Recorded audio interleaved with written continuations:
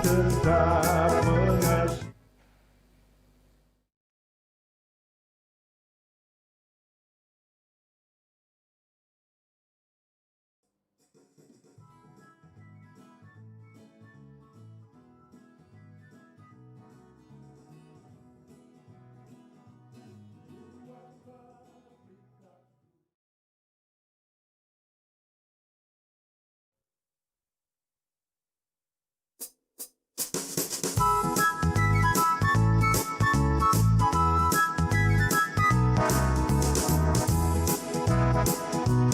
Buatlah pitaku terus bernyala, Tuhan berikanlah minyaknya.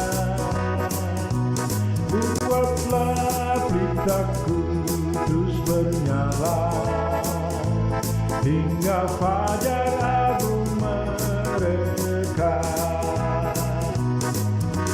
Hosiana, Hosiana, Maharaja alam semesta. Hosiana, Hosiana, Maharaja semesta. Buat tetap pengikutmu, penjala manusia. Buat tetap pengikutmu hingga fajar mereka. Buatlah ku tetap mengasihi, melayani dunia. Buatlah ku tetap mengasihi, hingga fajar agung mereka. Buatlah ku selalu percaya dan tekun hingga akhirnya. Buatlah ku selalu percaya hingga fajar agung mereka.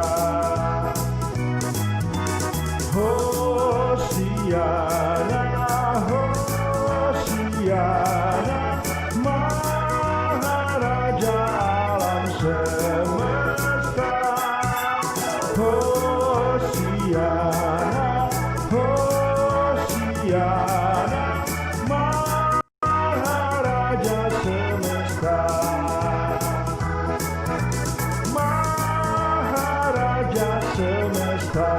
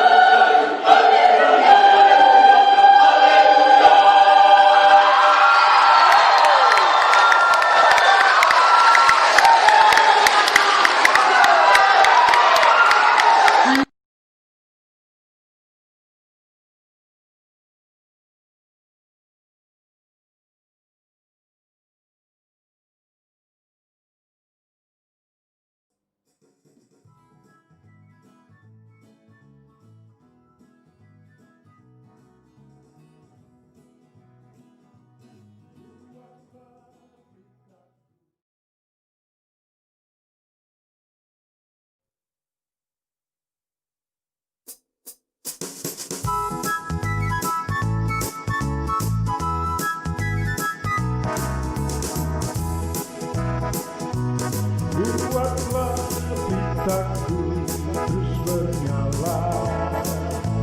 Tuhan berikanlah minyaknya, buatlah pelitaku terus bernyala, hingga fajar agung mereka. Hosiana, Hosiana, Maharaja alam semesta. Hosiana, Hosiana, Maharaja semesta. Buatku tetap pengikutmu, penjala manusia. Buatku tetap pengikutmu hingga fajar mereka. Buatlah ku tetap mengasihi, melayani dunia. Buatlah ku tetap mengasihi, hingga fajar agung mereka. Buatlah ku selalu percaya dan tekun hingga akhirnya. Buatlah ku selalu percaya hingga fajar agung mereka. Hosiana, Hosiana, Maharaja alam semesta. Hosiana, Hosiana, Maharaja semesta. Maharaja semesta.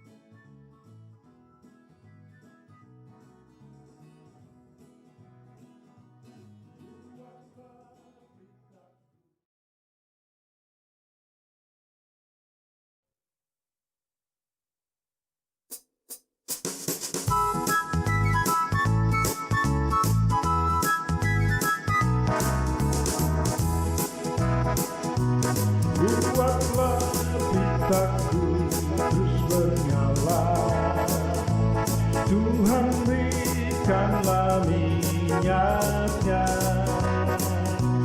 buatlah pelitaku terus bernyala hingga fajar agung mereka. Hosiana, Hosiana, Maharaja alam semesta. Hosiana, Hosiana, Maharaja semesta. Buat tetap pengikutmu, penjala manusia. Buat tetap pengikutmu hingga fajar mereka. Buatlah ku tetap mengasihi, melayani dunia.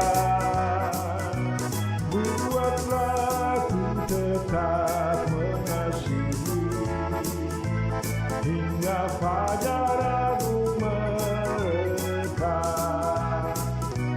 Buatlah ku selalu percaya dan tekun hingga akhirnya.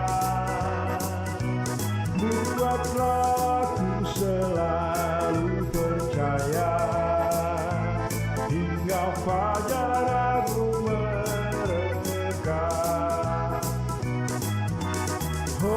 Hosiana, Hosiana, Maharaja alam semesta.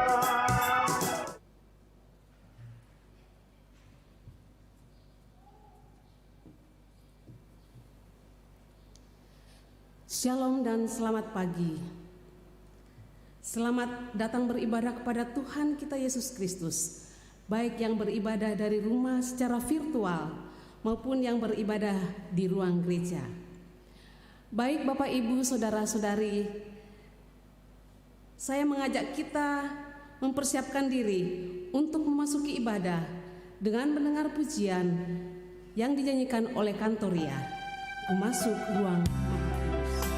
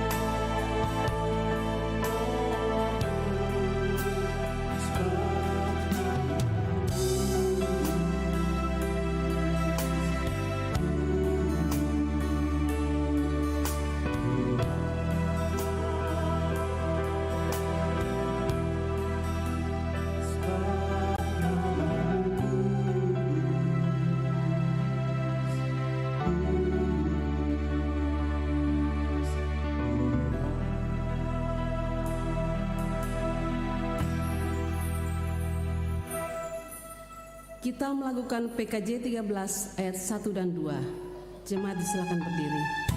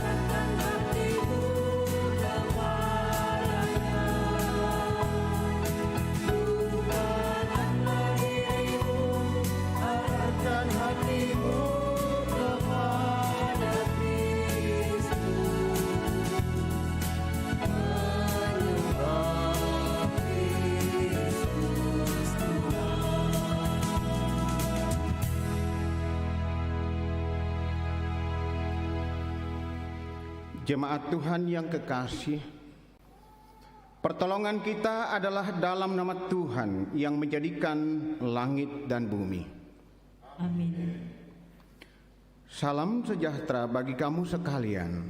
Salam sejahtera bagimu juga.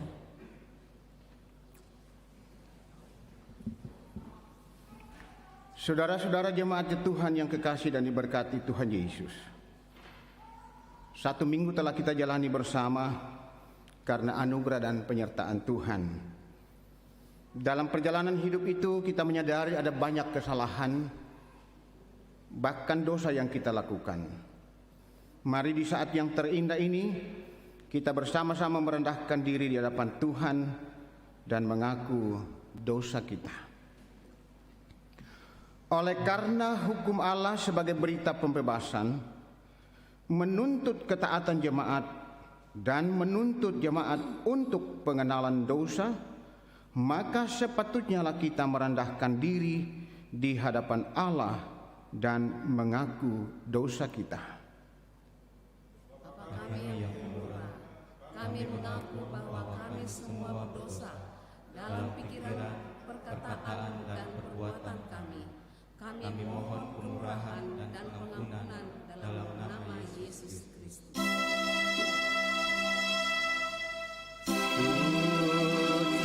Sucikan kata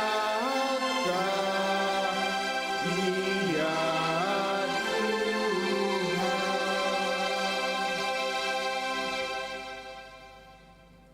Setelah kita bersama-sama mengaku dosa di hadapan Tuhan, kita bersyukur memiliki Tuhan yang sungguh baik, penuh kasih dan pengampunan. Kita mendengarkan berita anugerah. Barang siapa percaya kepadanya, ia tidak akan dihukum. Barang siapa tidak percaya, ia telah berada di bawah hukuman, sebab ia tidak percaya dalam nama Anak Tunggal Allah. Kita menyanyi kasih dari surga. Kasih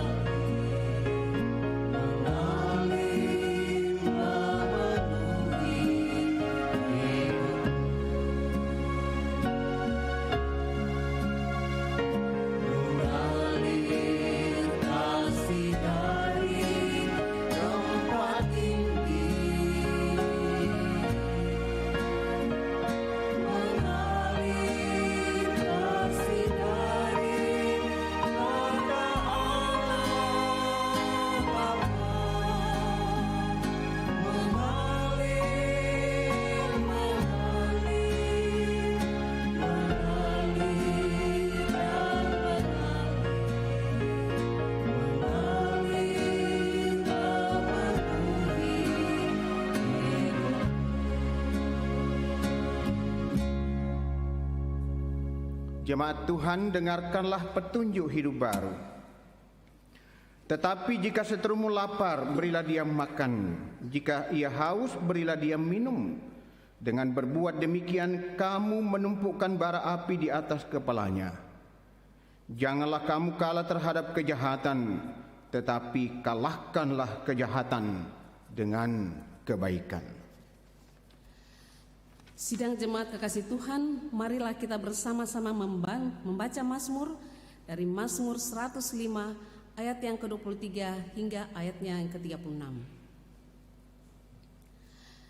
Demikianlah Israel datang ke Mesir, dan Yakub tinggal sebagai orang asing di tanah Ham. Tuhan membuat umatnya sangat subur Dan menjadikannya lebih kuat daripada para lawannya. Diubahnya hati mereka untuk membenci umatnya. Untuk memberdayakan hamba-hambanya. Diutusnya Musa hambanya. Dan Harun yang telah dipilihnya. Keduanya mengadakan tanda-tandanya di antara mereka. Dan mujizat-mujizat di tanah Ham. Dikirimnya kegelapan, maka hari menjadi gelap. Tetapi mereka memberontak terhadap firman-Nya. Diubahnya air mereka menjadi darah. Dan dimatikannya ikan-ikan mereka. Katak-katak berkeriapan di negeri mereka. Bahkan di kamar-kamar raja mereka. Ia berfirman, maka datanglah lalat pikat. Dan nyamuk-nyamuk di seluruh daerah mereka. Dicurahkan hujan es, ganti hujan mereka. Dan api yang menyala-nyala di negeri mereka. Dirubuhkannya pohon anggur dan pohon ara mereka. Dan ditumbangkannya pohon di daerah mereka. Ia berfirman, maka datanglah belalang. Dan belalang pelompat tidak terbilang banyaknya. Yang memakan segala tumbuh-tumbuhan di negeri mereka. Dan memakan hasil tanah mereka. Dibunuhnya semua anak sulung di negeri mereka. Mula segala kegagahan mereka. Kita menyanyi dari Mazmur 105 ayat yang keempat.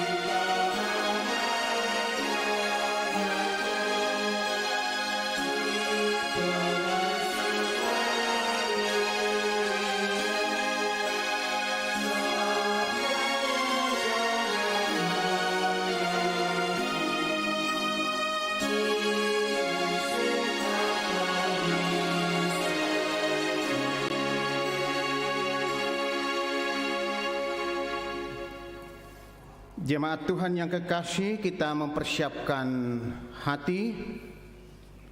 Kita akan mendengarkan suara Tuhan lewat firman-Nya pada hari ini, minggu terakhir di bulan Agustus.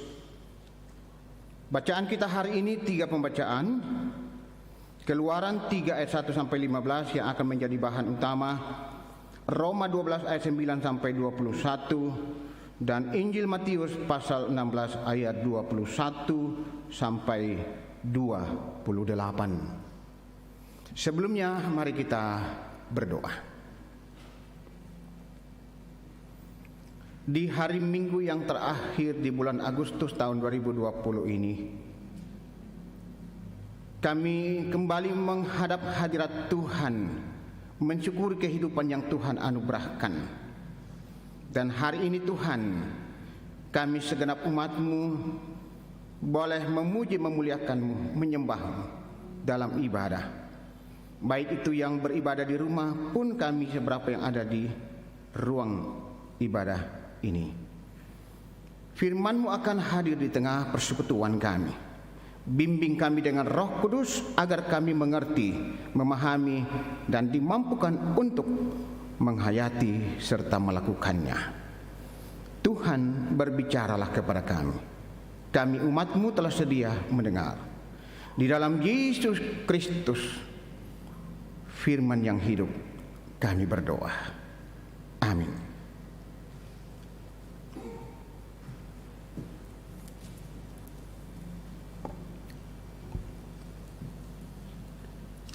Pembacaan yang pertama pada pagi hari ini terambil dari Keluaran 3 ayat 1 sampai 15. Keluaran 3 ayat 1 sampai 15. Firman Tuhan berbunyi, "Adapun Musa, ia biasa menggembalakan kambing domba Yitro, mertuanya, imam di Midian. Sekali ketika ia menggiring kambing domba itu ke seberang padang gurun, sampailah ia ke gunung Allah, yakni gunung Horeb. Lalu malaikat Tuhan menampakkan diri kepadanya di dalam nyala api yang keluar dari semak duri. Lalu ia melihat dan tampaklah semak duri itu menyala, tetapi tidak dimakan api. Musa berkata, 'Baiklah, aku menyimpang ke sana untuk memeriksa penglihatan yang hebat itu. Mengapakah tidak terbakar semak duri itu?' Ketika dilihat Tuhan bahwa Musa menyimpang untuk memeriksanya, berserulah Allah dari tengah-tengah semak duri itu kepadanya, 'Musa, Musa!' Dan ia menjawab, 'Ya Allah.'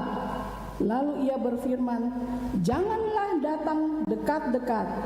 Tanggalkanlah kasutmu dari kakimu, sebab tempat di mana engkau berdiri itu adalah tanah yang kudus.' Lalu ia berfirman, 'Akulah Allah ayahmu, Allah Abraham, Allah Ishak, dan Allah Yakub.' Lalu Musa menutupi mukanya sebab ia takut memandang Allah. Dan Tuhan berfirman, 'Aku telah memperhatikan dengan sungguh kesengsaraan umatku di tanah Mesir, dan aku telah mendengar seruan mereka yang disebabkan oleh pengerah-pengerah mereka. Ya, aku mengetahui penderitaan mereka. Sebab itu, aku telah turun untuk melepaskan mereka dari tangan orang Mesir dan menuntun mereka keluar dari negeri itu ke suatu negeri yang baik dan luas, suatu negeri yang berlimpah-limpah susu dan madunya, ke tempat orang Kanaan, orang Het, orang Amori, orang Feris, orang Hewi, dan orang Yebus. Sekarang seruan orang Israel telah sampai kepadaku. Juga telah kulihat betapa kerasnya orang Mesir menindas mereka. Jadi sekarang pergilah, aku mengutus engkau kepada Fir'aun untuk membawa umatku orang Israel keluar dari Mesir.' Tetapi Musa berkata kepada Allah, 'Siapakah aku ini? Maka aku yang akan menghadap Fir'aun dan membawa orang Israel keluar dari Mesir.' Lalu firman-Nya, 'Bukankah aku akan menyertai engkau? Inilah tanda bagimu bahwa aku mengutus engkau. Apabila engkau telah membawa bangsa itu keluar dari Mesir, maka kamu akan beribadah kepada Allah di gunung ini.' Lalu Musa berkata kepada Allah, 'Tetapi apabila aku mendapatkan orang Israel dan berkata kepada mereka, Allah nenek moyangmu telah mengutus aku kepadamu, dan mereka bertanya kepadaku, bagaimana tentang namanya? Apakah yang harus kujawab kepada mereka?' Firman Allah kepada Musa, 'Aku adalah aku.' Lalu firman-Nya, 'Beginilah kau katakan kepada orang Israel itu, Akulah aku, telah mengutus aku kepadamu.' Selanjutnya berfirmanlah Allah kepada Musa, 'Beginilah kau katakan kepada orang Israel, Tuhan Allah nenek moyangmu, Allah Abraham, Allah Ishak, dan Allah Yakub telah mengutus aku kepadamu. Itulah namaku untuk selama-lamanya, dan itulah sebutanku turun-temurun.' Demikian firman Tuhan. Amin.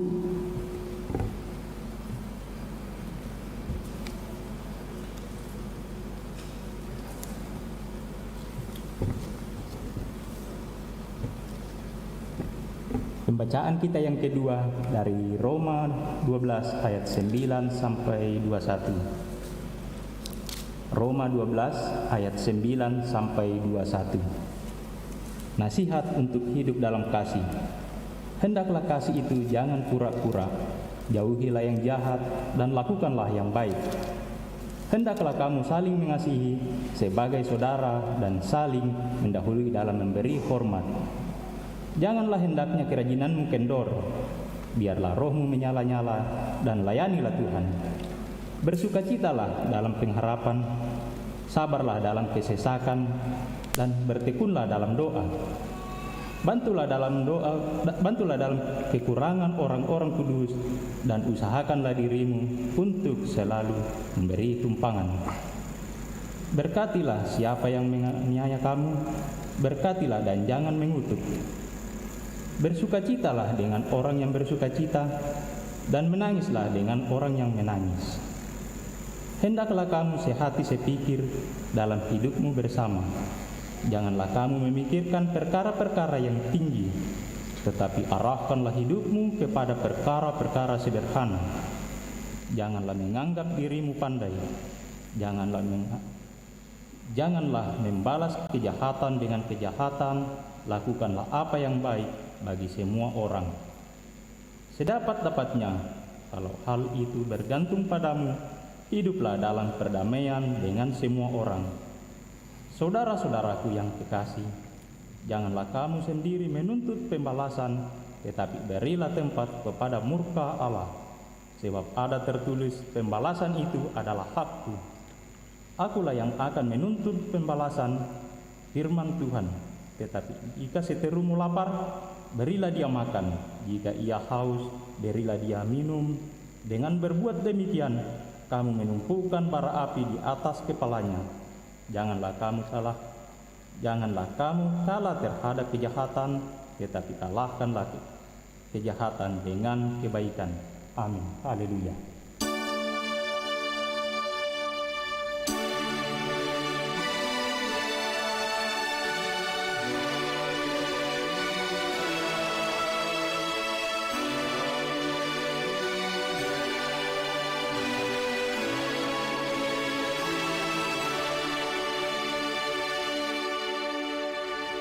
Bacaan yang ketiga dari Injil Matius 16 ayat 21 sampai 28. Injil Matius pasal 16 ayat 21 sampai 28. Pemberitahuan pertama tentang penderitaan Yesus dan syarat-syarat mengikut Dia. Sejak waktu itu, Yesus mulai menyatakan kepada murid-muridnya bahwa Ia harus pergi ke Yerusalem dan menanggung banyak penderitaan dari pihak tua-tua, imam-imam kepala, dan ahli-ahli Taurat, lalu dibunuh dan dibangkitkan pada hari ketiga. Tetapi Petrus menarik Yesus ke samping dan menegur dia. Katanya, Tuhan, kiranya Allah menjauhkan hal itu. Hal itu sekali-kali takkan menimpa engkau. Maka Yesus berpaling dan berkata kepada Petrus, Enyalah iblis, engkau suatu batu sandungan bagiku, sebab engkau bukan memikirkan apa yang dipikirkan Allah, melainkan apa yang dipikirkan manusia. Lalu Yesus berkata kepada murid-muridnya, setiap orang yang mau mengikut aku, ia harus menyangkal dirinya, memikul salibnya dan mengikut aku. Karena barang siapa mau menyelamatkan nyawanya, ia akan kehilangan nyawanya. Tetapi barang siapa kehilangan nyawanya karena aku, ia akan memperolehnya. Apa gunanya seorang memperoleh seluruh dunia tetapi kehilangan nyawanya? Dan apakah yang dapat diberikannya sebagai ganti nyawanya? Sebab anak manusia akan datang dalam kemuliaan Bapanya diiringi malaikat-malaikatnya. Pada waktu itu ia akan membalas setiap orang menurut perbuatannya. Aku berkata kepadamu, sesungguhnya di antara orang yang hadir di sini ada yang tidak akan mati sebelum mereka melihat Anak Manusia datang sebagai Raja dalam kerajaannya. Kurde sumanga puang.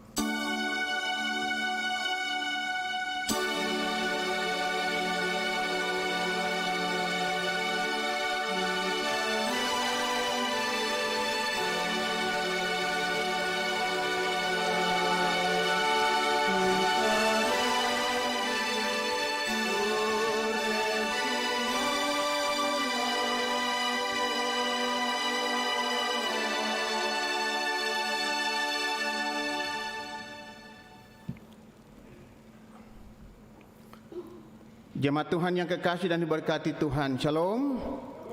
Ya.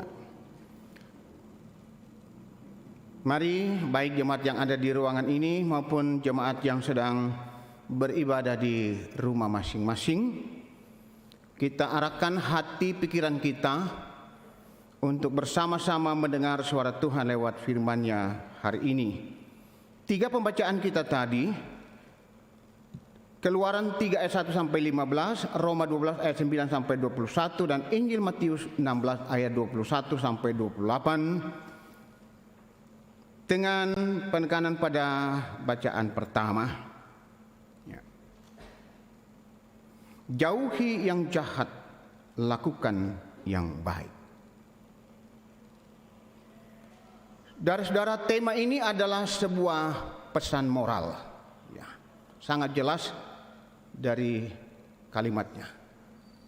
Jauhi yang jahat, lakukan yang baik. Alkitab adalah sumber kehidupan karena di dalamnya berisi firman Tuhan yang berfungsi untuk memandu kita hidup dalam kebenaran setiap hari. Namun Alkitab tidak hanya mencatat hal-hal yang baik, tetapi juga mencatatkan kejadian-kejadian yang buruk untuk menjadi pengajaran dan pelajaran bagi kita. Karena itu tema kita hari ini mengatakan jauhi yang jahat, lakukan yang baik. Kata jahat dalam Kamus Besar Bahasa Indonesia maksudnya ialah sesuatu yang jelek, sangat jelek, buruk, tidak baik, menyangkut kelakuan, tabiat, dan perbuatan. Itu kata jahat. Ada sejumlah nama-nama yang dicatat dalam Alkitab tentang orang-orang yang memiliki karakter sifat yang jahat. Saya mencatat saat ini ada paling tidak ada 9 orang dalam toko perjanjian baru yang terkenal amat jahat, memiliki sifat karakter yang jahat. Yang pertama, Herodes Agung. Dialah orang yang memerintahkan untuk membunuh bayi Yesus dalam Matius 2 ayat 3 sampai 8. Yang kedua, Herodes Antipas. Dialah yang memerintahkan untuk memenggal kepala Yohanes Pembaptis. Lukas 13 ayat 32. Yang ketiga, Herodes Agripa. Dialah yang memerintahkan untuk membunuh Rasul Yakobus dan merencanakan untuk membunuh Rasul Petrus. Kisah Rasul 12. Keempat, Herodias. Dialah penyebab dari kematian Yohanes Pembaptis. Markus 6 ayat 14 sampai 29. Yang kelima, Yudas Iskariot. Dialah murid yang menjual Tuhan Yesus. Yang keenam, Hanas, mantan imam besar yang berperan besar di balik pengadilan Yesus. Ya. Yang ketujuh, Pontius Pilatus. Dialah yang menjatuhkan hukuman mati bagi Yesus. Lukas 3 ayat 1 sampai 2. Yang kedelapan, Saulus. Dialah orang yang berusaha untuk membunuh para pengikut Kristus sebelum dia bertobat. Yang kesembilan, wanita Isabel. Mirip kelakuannya dengan Isabel, istri Raja Ahab dalam Perjanjian Lama. Isabel dalam Perjanjian Lama adalah istri Raja Ahab yang sangat lalim, kejam, yang merencanakan untuk membunuh Nabot hanya untuk mengambil kebun anggurnya. Itu beberapa orang yang dikenal, khususnya dalam Perjanjian Baru, sangat jahat. Saudara-saudara, apa itu baik? Ya, lakukan yang baik. Dalam Kamus Besar Bahasa Indonesia, baik artinya elok, patut, teratur, apik, rapi, tidak ada celahnya. Itu kata baik. Saya mencatat paling tidak 10 tokoh yang memiliki karakter yang baik yang dapat diteladani dalam kehidupan kita. 1. Nuh. Nuh hidup bergantung kepada Allah. Kejadian 6. Yang kedua, Abraham. Abraham adalah orang yang hidup taat kepada Allah. Kejadian 12. Yang ketiga, Ishak. Orang yang hidup cinta damai. Kejadian 26. Yang keempat, Yusuf, orang yang memiliki integritas yang tinggi. Yang kelima, Musa, orang yang suka menolong. Keluaran 2. Yang keenam, Daud, orang yang terkenal pemberani demi untuk kebenaran. 1 Samuel 17. Yang ketujuh, Yosafat, orang yang mengandalkan Tuhan. 2 Tawarik 20. Yang kedelapan, Elia, orang yang setia kepada Tuhan. Yang kesembilan, Yesaya, terkenal orang yang rendah hati. Yang kesepuluh, Daniel, orang yang terkenal tekun berdoa. Orang-orang yang memiliki karakter yang baik, yang patut diteladani.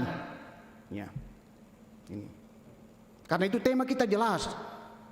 Pesan moral, jauhi yang jahat dan lakukan yang baik. Ya. Ini adalah contoh-contoh, tidak sekedar yang terjadi dalam kehidupan masyarakat kita, sekitar kehidupan kita, tapi juga dalam Alkitab, bahwa itu hal yang nyata. Keluaran 3 ayat 1 sampai 15 bacaan pertama yang menjadi bahan utama kita hari ini merupakan bagian dalam Alkitab yang pertama kali memuat kata umatku. Ya, perhatikan bacaan tadi dalam bahasa Ibrani am.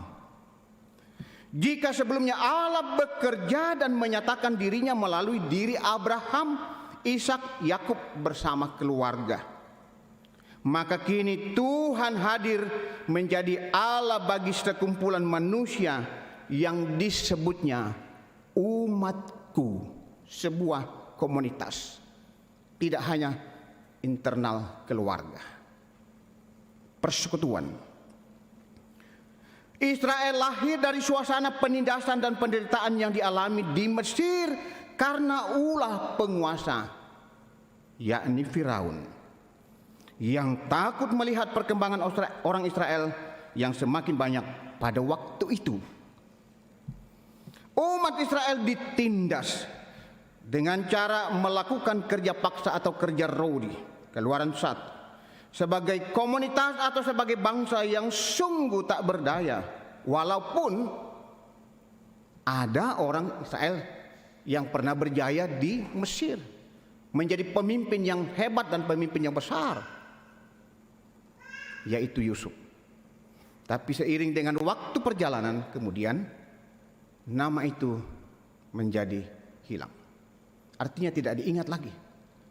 Sehingga orang-orang Israel yang kemudian beranak cucu, berkembang biak di Mesir semakin ditakuti, dikhawatirkan oleh penguasa Mesir. Karena itu dengan cara bagaimana supaya mereka jangan menjadi bangsa yang kuat, penguasa Mesir merencanakan sesuatu yang jahat, yakni dengan menindas, melakukan kerja paksa, Namun saudara-saudara, Tuhan tidak hanya peduli dengan pergumulan yang bersifat pribadi, ya, tetapi Dia juga peduli dan berkenan hadir dalam pergumulan sosial yang dialami umat Israel. Apa bentuk kasih dan kepedulian Tuhan terhadap penderitaan umat Israel yang sedang terjadi di Mesir? Tuhan bertindak. Tuhan memilih dan mengutus Musa menghadap Firaun untuk membebaskan umat Israel, membawa keluar dari Mesir. Persoalan yang dihadapi umat Israel bukan hanya soal kemanusiaan, tetapi juga terkait relasi mereka dengan Tuhan. Artinya, penindasan kerja paksa yang dialami umat Israel bukan semata-mata dari satu sisi aspek kemanusiaan, tetapi juga aspek lain sangat berdampak besar, yakni mempengaruhi hubungan mereka dengan Tuhan. Karena kerja paksa, kerja rodi, ya, mereka betul-betul tidak memiliki perikemanusiaan, pagi sampai malam kerja. Akhirnya umat Israel tidak lagi punya waktu untuk Tuhan. Ya. Bekerja dan bekerja demi kepentingan ekonomi, kekuasaan penguasa Mesir waktu itu, Firaun. Karena waktunya full untuk bekerja, ditindas, maka mereka tidak punya waktu lagi untuk hidup dalam relasi atau persekutuan dengan Tuhan. Tidak ada waktu beribadah. Itu persoalan. Jadi hal ini saudara-saudara mau mengingatkan kita juga. Kerja keras adalah hal yang wajar. Tetapi diperbudak dengan pekerjaan akan membuat kita kehilangan waktu untuk hidup dalam berelasi dengan Tuhan, untuk menikmati persekutuan dengan Tuhan. Dan banyak orang seperti itu. Kerja dan kerja karena kekhawatiran, karena ketakutan. Akhirnya dia melupakan hak yang sangat esensi, hubungan dengan Tuhan. Tidak ada waktu. Tidak ada waktu untuk ibadah, tidak ada waktu untuk berdoa, tidak ada waktu untuk baca firman.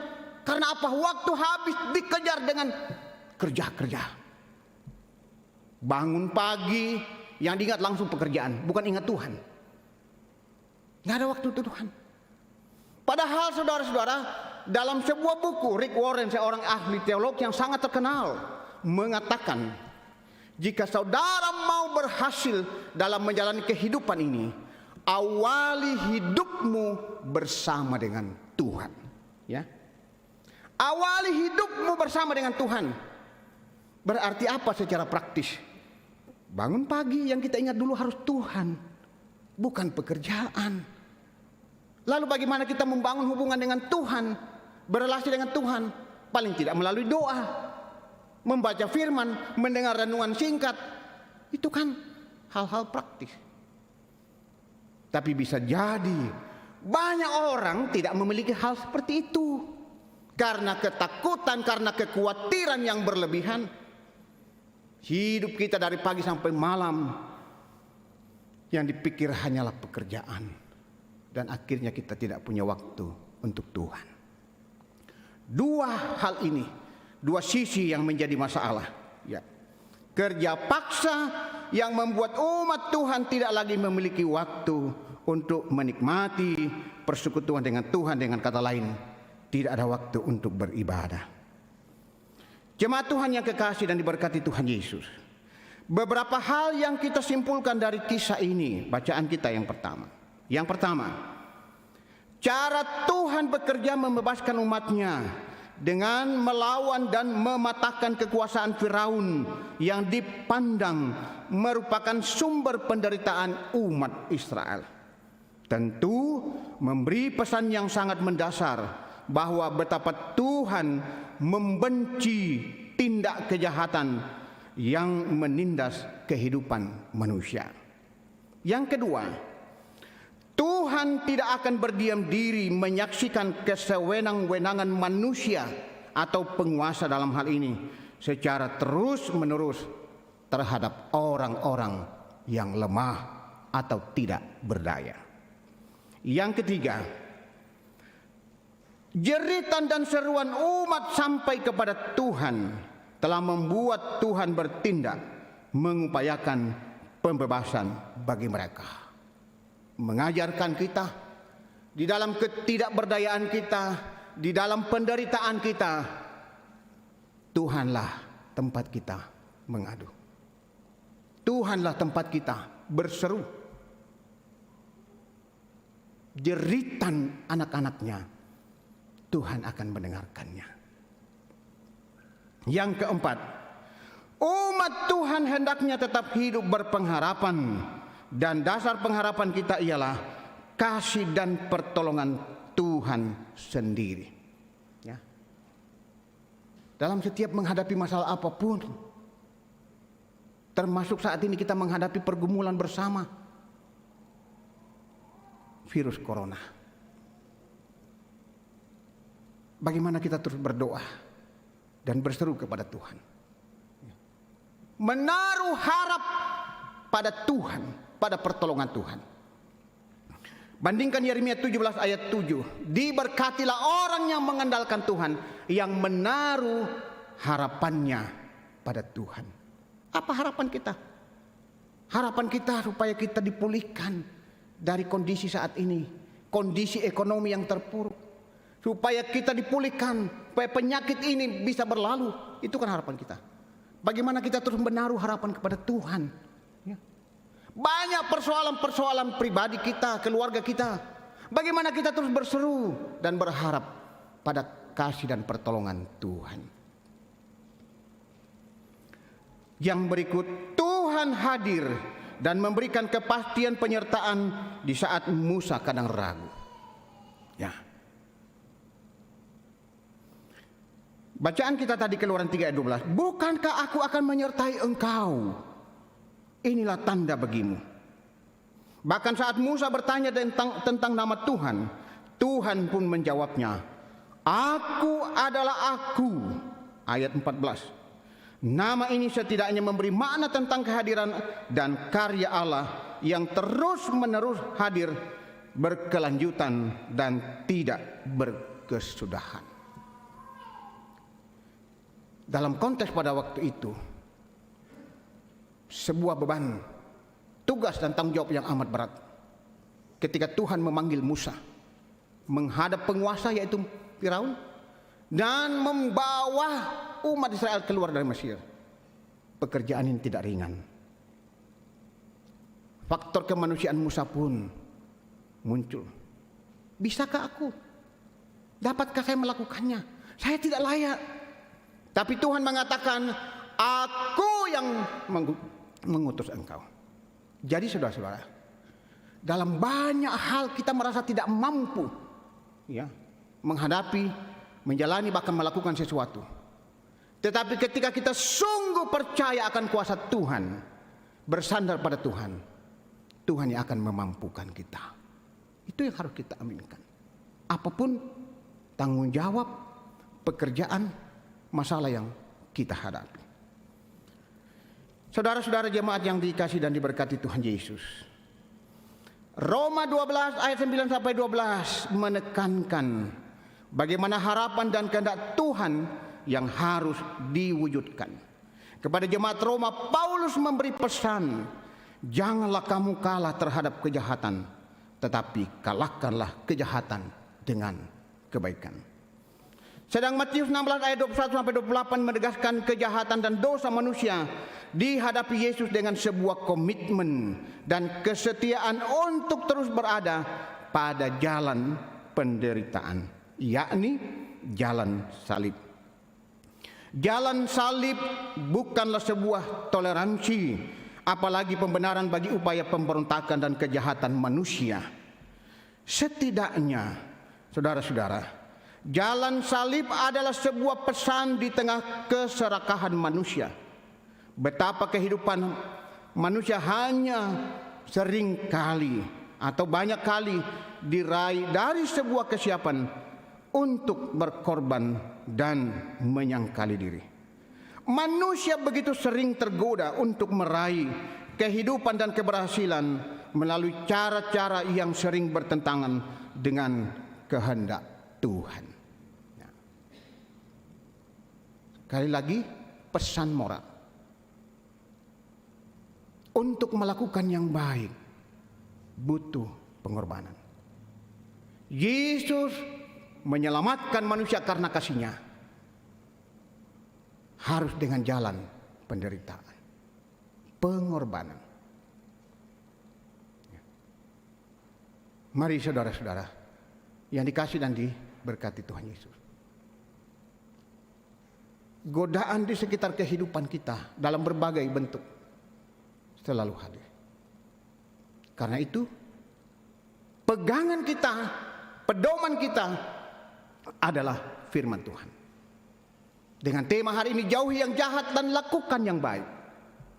Itulah yang berkenan di mata Tuhan. Jangan kamu kalah dengan kejahatan. Artinya, jangan sampai hidup kita itu ditaklukkan dengan hal-hal yang tidak baik. Kita diperdaya dengan hal-hal yang buruk. Tapi kalahkanlah kejahatan dengan kebaikan. Saudara-saudaraku jemaat Tuhan yang kekasih dan diberkati Tuhan Yesus Kristus. Secara khusus pada hari ini di tengah-tengah jemaat kita, jemaat Rama, kita akan melaksanakan baptisan kudus bagi 4 orang anak kekasih. Seperti yang saya katakan tadi, tema ini sangat jelas, sebuah pesan moral. Bagaimana orang tua, Bapak Ibu yang Tuhan anugerahkan dan titipkan anak-anak untuk mendidik mereka, menuntun mereka demi masa depan mereka. Salah satu pengajaran adalah tema kita hari ini. Ya. Itu yang akan saudara-saudara ajarkan kepada anak-anak, generasi keluarga, generasi jemaat. Jauhi yang jahat dan lakukan yang baik. Nakwato raya, epia. Dami malam pokok itu apa kadake. Apa melo itu nah? Dak tahu. Kan begitu pengajarannya. Pesan moral. Tetapi saudara-saudara, bagaimana pesan ini sampai dan berhasil? Tentu harus dimulai dari kita sebagai orang tua. Kan logikanya begitu. Harus dimulai dari diri kita.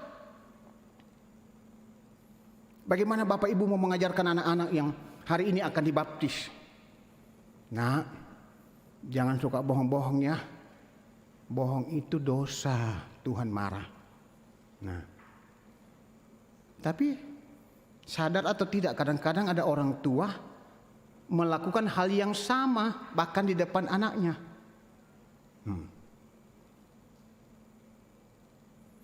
Ada seorang bapak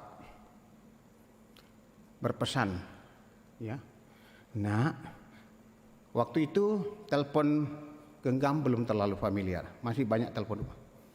Nah, nanti kalau ada orang telepon cari papa, jawab bilang, papa tidak ada di rumah, lagi pergi ya.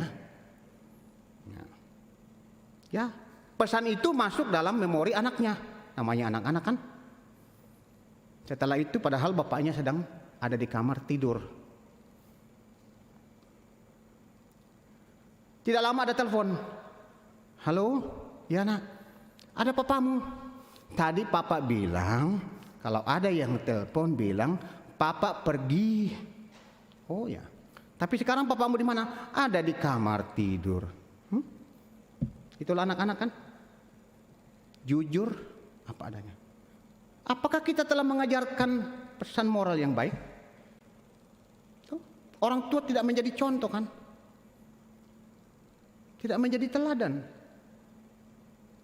Tidak mungkin pesan itu akan sampai kepada anak-anak kita kalau kita tidak memilikinya.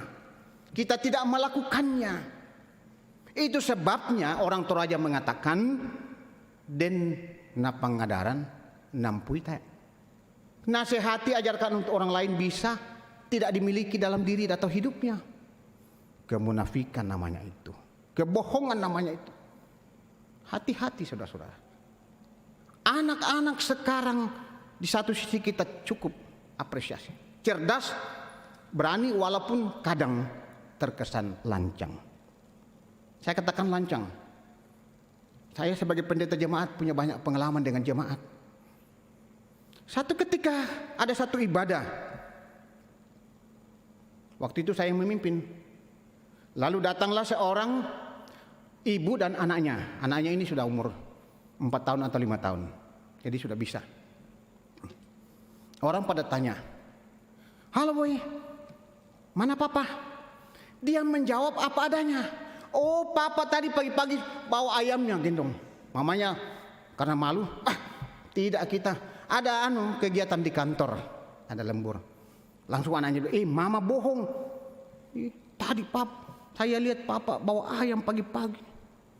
Mamanya itu mukanya merah, malu kan. Anak nggak bisa dibohongi. Dia jujur apa adanya. Nah, saudara-saudara, kalau seperti itu apa yang kita miliki dan kita lakukan, tidak mungkin kita berhasil membekali, mendidik dan mempersiapkan anak-anak kita untuk hal yang baik bagi masa depan mereka. Tidak mungkin. Ya. Kita harus memulai dalam diri dan kehidupan kita. Karena itu jelas sekali tema hari ini. Jauhi yang jahat dan lakukan yang baik. Bagaimana Bapak Ibu yang hari ini akan membawa dan menyerahkan anak-anaknya kepada Tuhan, sungguh-sungguh menghayati ini. Ya. Jangan nanti ke depan, apalagi kalau sudah normal, pergi kau rajin sekolah minggu ya. Anaknya bilang, kalau hari Minggu, papa aku tidur saja, jalan saja. Ya. Tidak mungkin. Jadi mari saudara-saudara hayati dan sungguh-sungguh renungkan tema hari ini, yang menjadi sebuah pesan iman, pesan moral bagi kita, termasuk dalam mendidik anak-anak. Anugerah Tuhan, titipan Tuhan bagi Bapak Ibu. Jauhi yang jahat, lakukan yang baik. Tuhan menuntun, memberkati kita. Amin.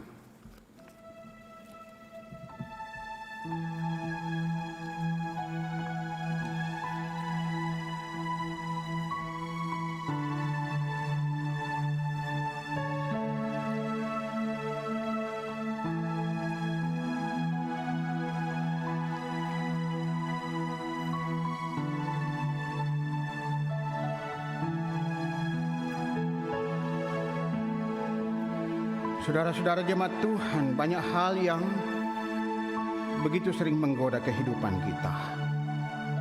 Jika iman kita lemah,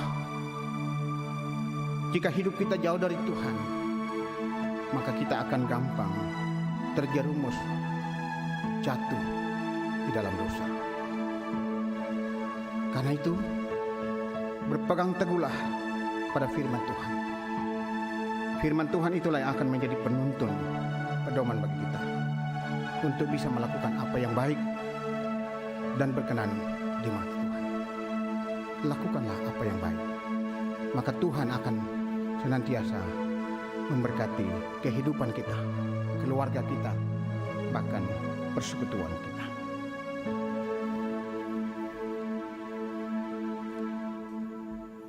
Mari saudara-saudara yang dikasih dan diberkati Tuhan, kita akan bersama-sama mengucapkan atau menaikkan doa Bapa kami. Marilah kita bersama-sama berdoa. Bapa kami yang di surga, dikuduslah namamu. Datanglah kerajaan-Mu, jadilah kehendak-Mu di bumi seperti di sorga. Berikanlah kami pada hari ini makanan kami yang secukupnya, dan ampunilah akan kesalahan kami, seperti kami juga mengampuni orang yang bersalah kepada kami. Dan janganlah membawa kami ke dalam pencobaan, tetapi lepaskanlah kami daripada yang jahat. Karena Engkaulah yang mempunyai kerajaan dan kuasa dan kemuliaan sampai selama-lamanya. Amin.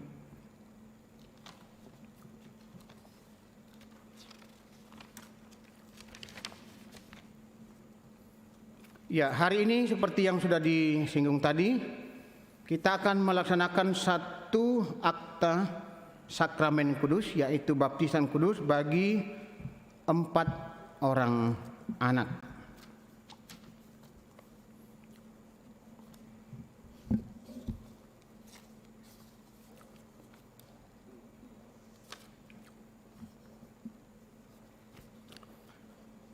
Keempat orang anak kekasih, yakni Nagita Victoria Cantika, anak dari pasangan Andre Meidi Sambolayuk dengan Ibu Nuning Wahyuning di kelompok 1. Yang kedua, anak kekasih Frandika Samar, anak dari kekasih pasangan Bapak Yohanes dengan Ibu Agustiani Sambolayuk, kelompok 3. Yang keempat, Putri Angelina Lewi, anak dari pasangan Bapak Lewi Arif dengan Ibu Selvi, kelompok 8. Yang keempat, anak kekasih Jovanka Emanuela Toding, anak dari pasangan Bapak Bertianus Toding dengan Ibu Fania Rante Madeten, kelompok 9. Kita mendengarkan formulir baptisan untuk anak-anak.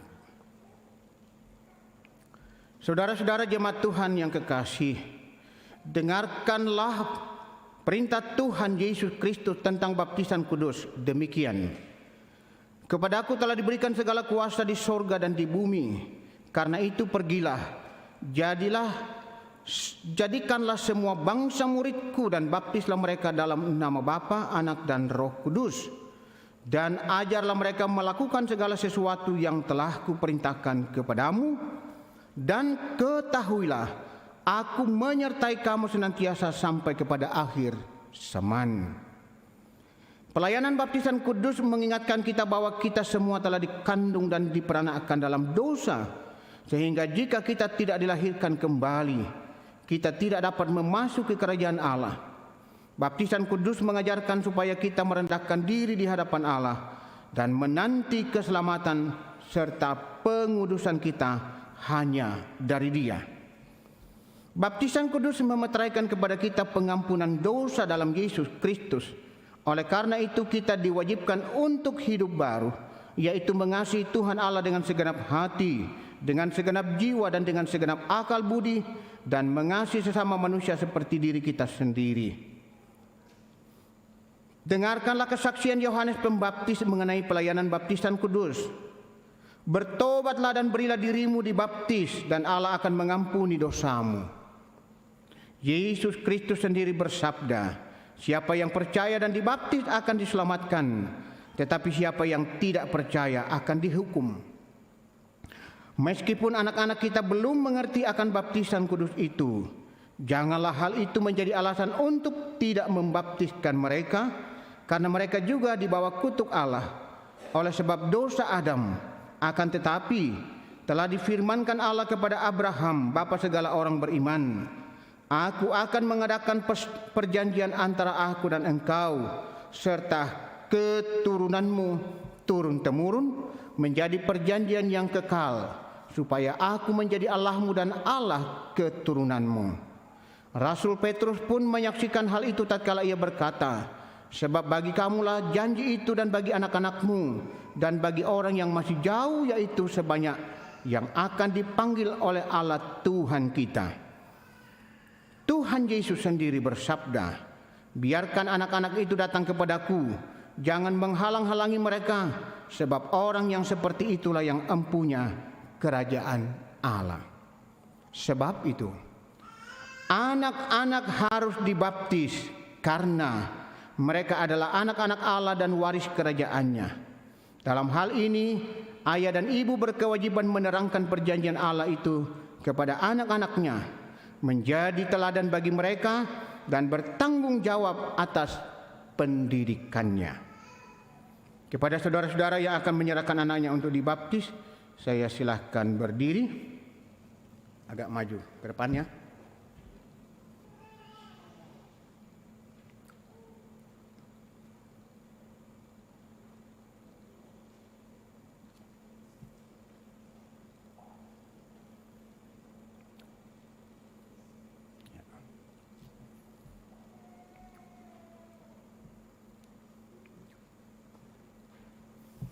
Baik, saudara-saudara sudah mendengarkan bahwa baptisan kudus adalah perintah Allah agar nyata bahwa saudara-saudara mentaati firman Allah itu, lalu menyerahkan anak saudara untuk dibaptis pada saat ini. Maka jawablah pertanyaan-pertanyaan berikut di hadapan Tuhan dan sidang jemaatnya secara serempak ya.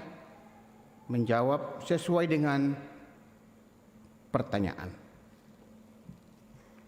Dengarkan pertanyaan pertama.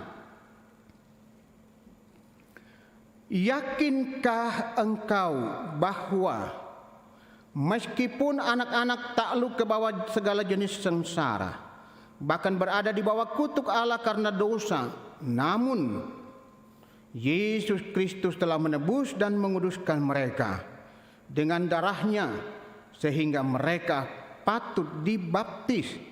Apakah engkau yakin?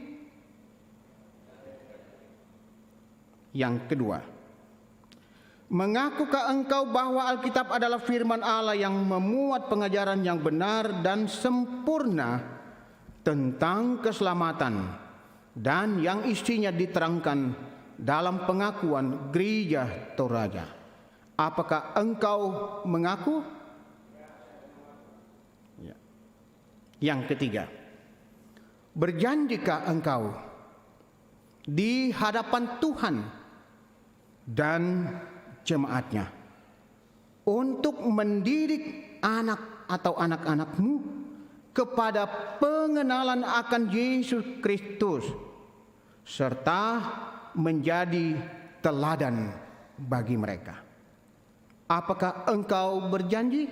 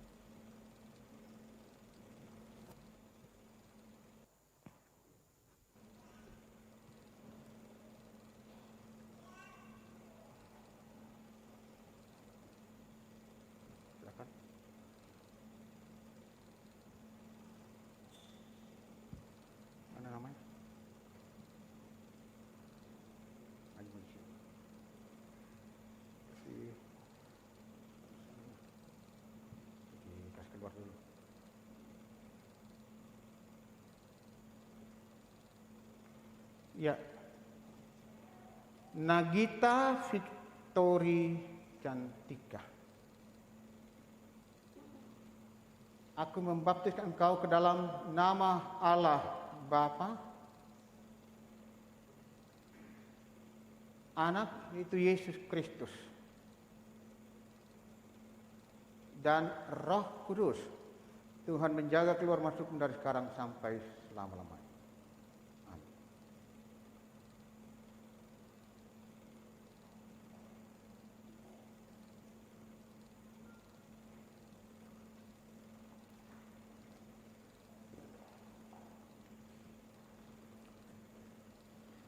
Jovanka Emanuela Toding,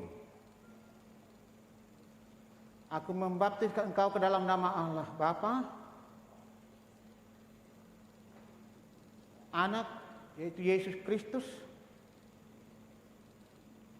dan Roh Kudus. Tuhan menjaga keluar masukmu dari sekarang sampai kekal selamanya.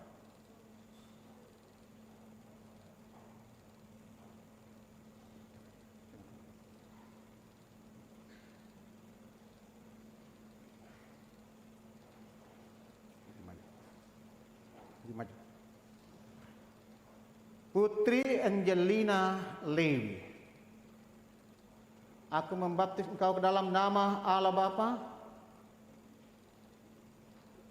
Anak, yaitu Yesus Kristus, dan Roh Kudus. Tuhan menjaga keluar masukmu dari sekarang sampai selama-lamanya.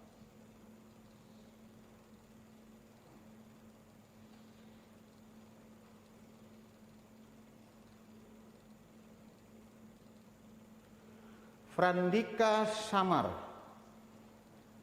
aku membaptiskan kau ke dalam nama Allah Bapa, Anak, yaitu Yesus Kristus, dan Roh Kudus. Tuhan menjaga keluar masukmu dari sekarang sampai selama-lamanya. Amin.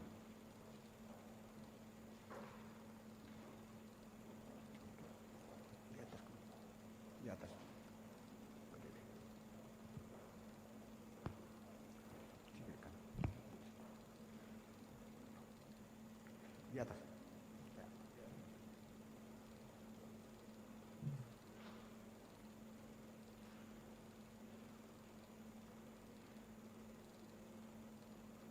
Orang tua yang dibaptis anaknya tetap duduk, jemaat saya undang berdiri.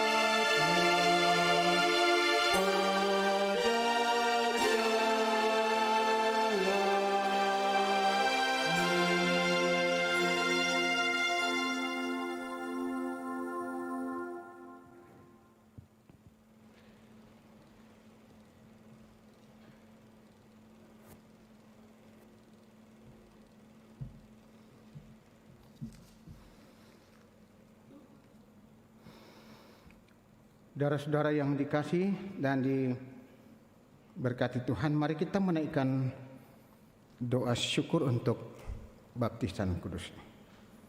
Mari kita berdoa. Ya Allah yang Maha Kuasa dan Maha Kasih, kami bersyukur kepadamu karena Engkau sudah mengampuni dosa kami dan dosa anak-anak kami. Engkau sudah menjadikan kami dan anak-anak kami anggota tubuh Kristus yang telah dimeteraikan dengan baptisan kudus. Kami mohon kiranya Engkau memelihara dan memerintah anak-anak ini dengan Roh Kudus, supaya mereka dapat bertumbuh di dalam Tuhan Yesus Kristus dan mengakui kemurahan dan rahmat-Mu, serta hidup dalam kebenaran-Mu. Berilah kekuatan supaya mereka dapat melawan dosa dan iblis, serta beroleh bagian dalam kemenangan Yesus Kristus, supaya mereka dapat memuji dan memuliakan nama-Nya. Karuniakanlah kekuatan dan kebijaksanaan kepada orang tua dalam mendidik anak-anak ini kepada pengenalan akan Yesus Kristus sebagai Juru Selamat-Nya. Kami menyampaikan doa ini hanya di dalam nama Yesus Kristus, Tuhan dan Juru Selamat kami. Amin.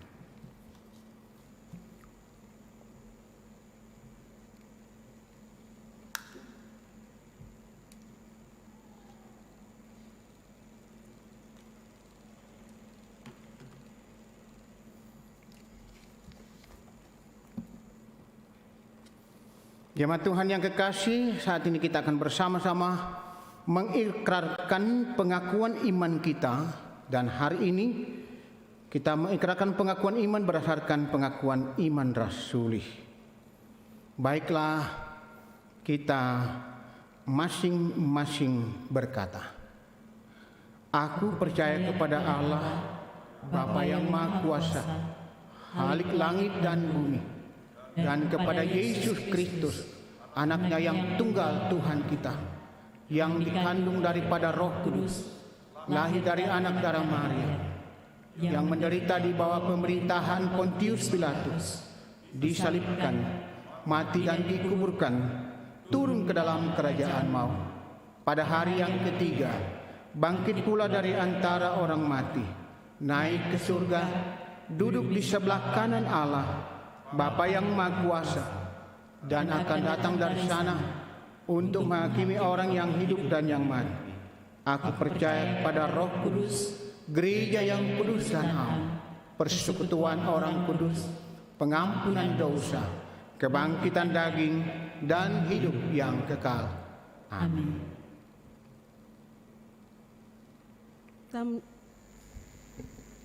Kita menyanyi dari nyanyian rohani 79 ayat yang pertama.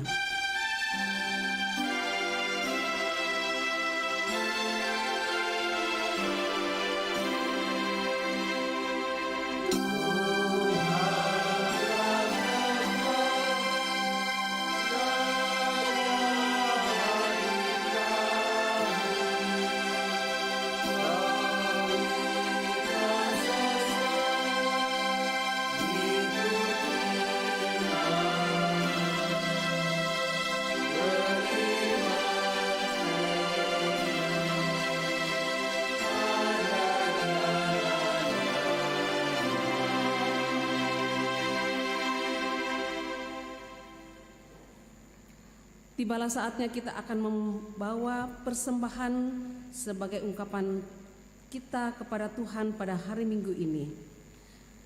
Nats persembahan terambil dari Bilangan 18 ayat 29. Dari segala yang diserahkan kepadamu, yakni dari segala yang terbaik di antaranya, haruslah kamu mempersembahkan seluruh persembahan khusus kepada Tuhan sebagai bagian kudus daripadanya. Kita sambil persembahan dijalankan, sambil kita membawa persembahan kita nyanyikan SKT Tangnya Kasugiran. Kasugiran kamawa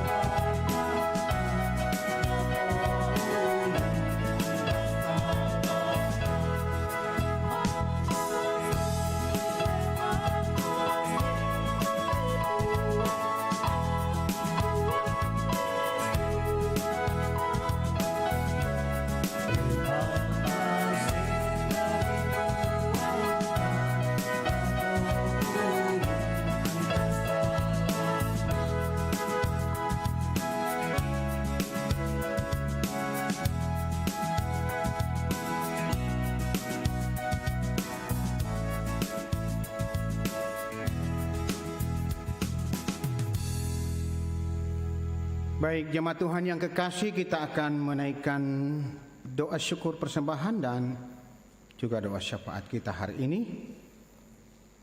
Beberapa hal yang akan kita dukung dalam doa secara khusus. Saudara-saudara kita yang sakit sesuai dengan warta jemaat, baik yang dirawat di rumah sakit maupun yang sedang dalam pemulihan di rumah masing-masing. Di warta jemaat, Nyonya Cehadengen atau Mama Jimmy di rumah, Nyonya Dorce Tumembo, Nenek Bokok mertua dari Penatua Luther Bela di rumah, Saudari Osi Rupangi di rumah, Bapak Yunus Mukdin di rumah, Bapak TR Andi Lolo di rumah sakit, Bapak Yusuf Rante di rumah, Bapak Oni Lakbur Lawal di rumah, Ibu Marta Baso di rumah, Mikael Osiranda Penggalo, cucu dari Penatua Nyonya Yohana Penggalo di rumah, sudah keluar dari rumah sakit, masih pemulihan di rumah. Oma Keti, mertua dari Bapak Julianus Tato, juga di rumah. Nyonya Margareta Kobong atau Nenek Arfan di rumah. Bapak Karel Paranoan di rumah. Nyonya Ludia Kandola di rumah. Nyonya Yakolina Suwito di rumah sakit. Ibu Matilda Timisela di rumah. Bapak Yusuf Dengen di rumah.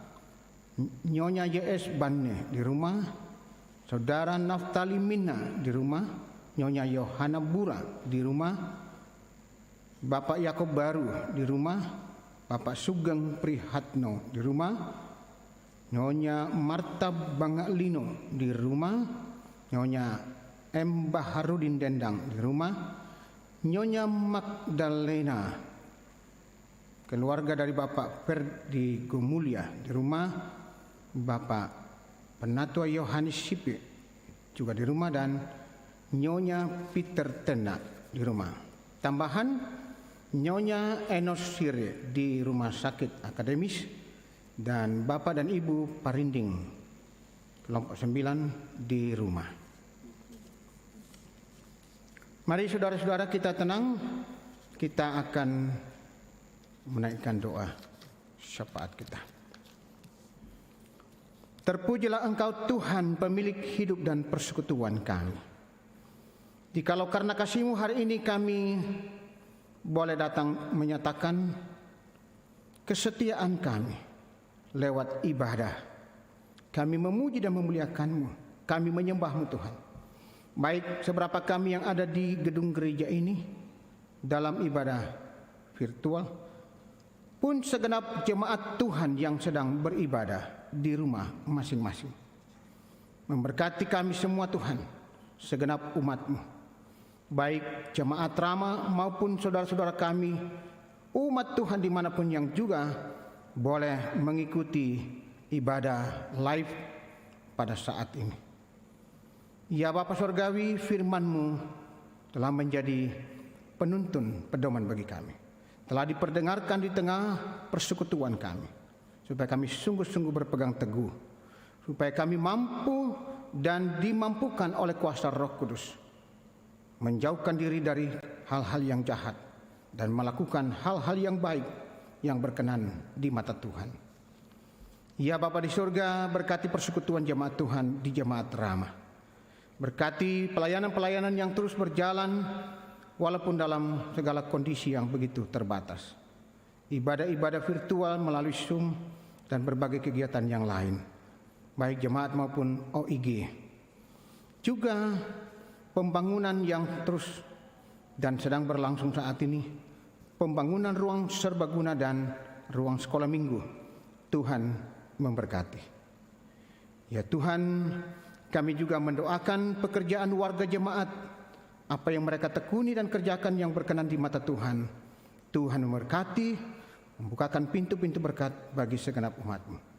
Bahkan jemaat yang mengalami dampak virus corona harus kehilangan pekerjaan. Tuhan tolong mereka. Bukakan jalan Tuhan. Mereka terus berseru, berharap hanya pada pertolongan Tuhan. Ya Bapa Surgawi, kami juga mendoakan jemaat yang boleh menyatakan rasa syukur terima kasih untuk setiap kasih kebaikan-Mu, yang berulang tahun, merayakan ulang tahun perkawinan, yang sembuh dari sakit, naik pangkat, lulus ujian, dan berbagai hal yang umat-Mu nikmati. Tuhan memberkati dan menyempurnakan. Ya Tuhan, kami juga doakan anak-anak kami dalam pertumbuhan dan juga dalam pendidikan. Tuhan terus menuntun dan memberkati mereka. Kami mendoakan saudara-saudara kami yang dalam penderitaan, dalam pemulihan, sakit di rumah maupun di rumah sakit. Lawat mereka, pulihkan dan sembuhkan mereka Tuhan. Yang berduka, Tuhan menguatkan dan menghiburkan. Tuhanlah kekuatan dan pengharapan umat-Mu. Ya Allah Bapa Surgawi, kami juga menyerahkan dalam seluruh hidup dan kehidupan kami hari ini bahkan sepanjang minggu yang akan datang. Tuhan tuntun, bimbing dan berkati kami segenap umat-Mu. Juga Tuhan kami berdoa untuk pemerintah bangsa dan negara kami. Tuhan memberkati bangsa Indonesia, juga secara khusus yang ada di Sulawesi Selatan. Kami sebagai bagian dari masyarakat di Kota Makassar, Tuhan menolong. Biarlah upaya pemerintah dalam mengatasi, membasmi penyebaran virus corona sungguh-sungguh berhasil dengan dukungan dan kesadaran dari masyarakat termasuk kami. Ya Allah Bapa Surgawi, kami boleh menyatakan rasa syukur lewat persembahan pada hari ini. Terima dan kuduskan persembahan umat-Mu ini, agar berkenan di hadapan-Mu, dan ini menjadi alat untuk pekerjaan Tuhan. Ya Tuhan, tambahkan terus berkat-Mu dalam seluruh hidup dan kehidupan kami. Ini doa kami Tuhan. Ampunilah dosa-dosa dan kesalahan kami Tuhan. Kasihani kami. Tuhan mau mendengar, menyambut, menyempurnakan doa ini. Sebab doa ini kami bawa hanya dalam kasih dan pengampunan Tuhan Yesus Kristus, Tuhan yang setia, mengasihi dan memberkati hidup kami. Amin.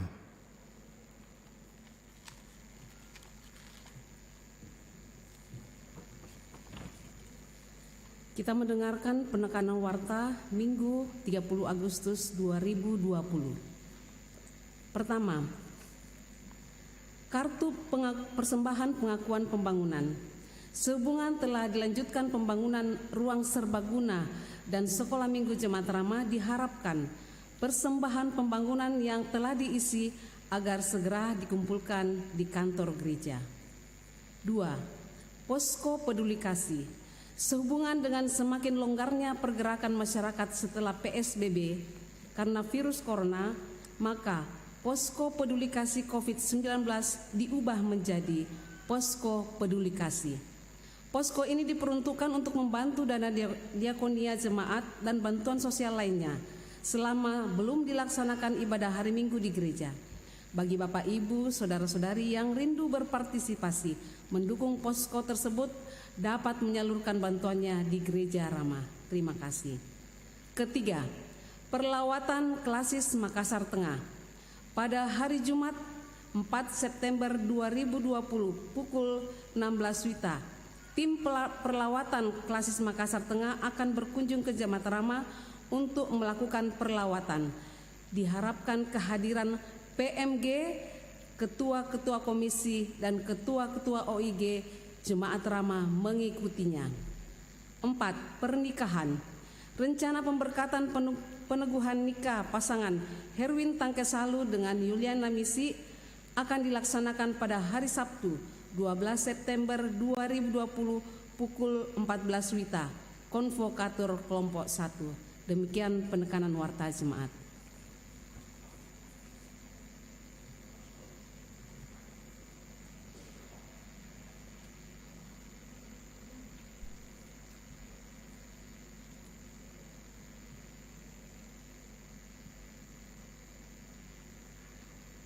Kidung Jemaat 436.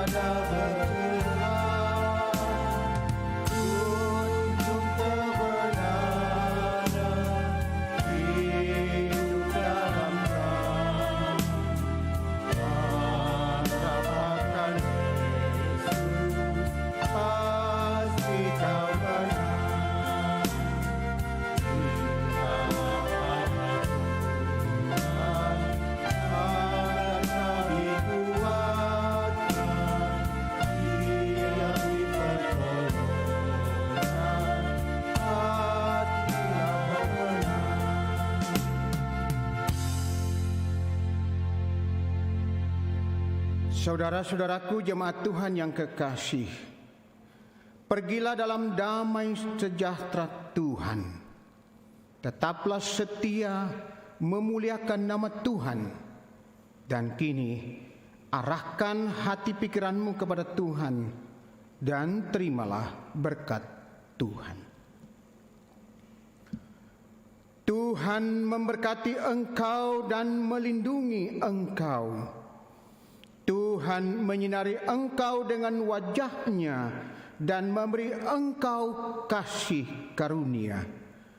Tuhan menghadapkan wajah-Nya kepadamu dan memberi engkau damai sejahtera.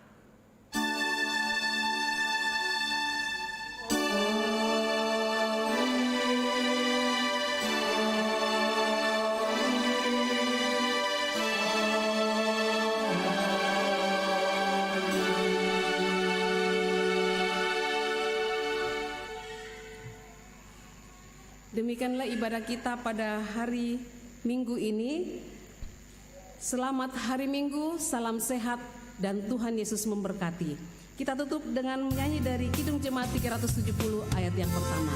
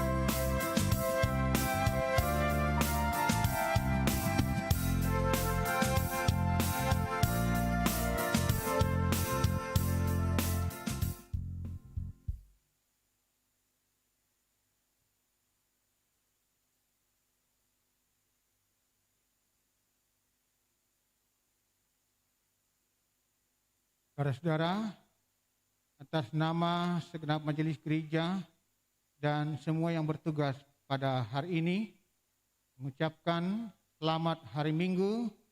Tuhan senantiasa memberkati kita semua.